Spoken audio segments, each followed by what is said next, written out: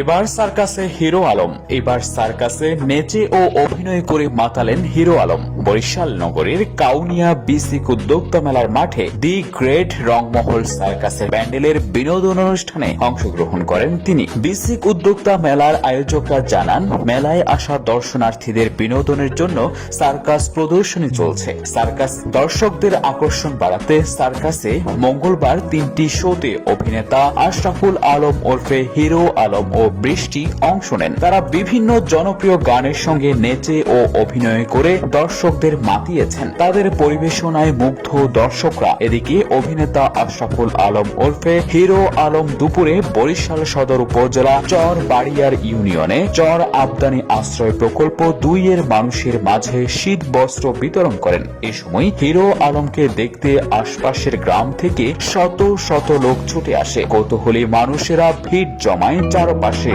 আমাদের ভিডিওটি কেমন লেগেছে এবং ভিডিও নিয়ে কোনো মতামত থাকলে তা কমেন্ট করে জানিয়ে দিন। লাইক এবং শেয়ার করে বন্ধুদের মাঝে ছড়িয়ে দিন।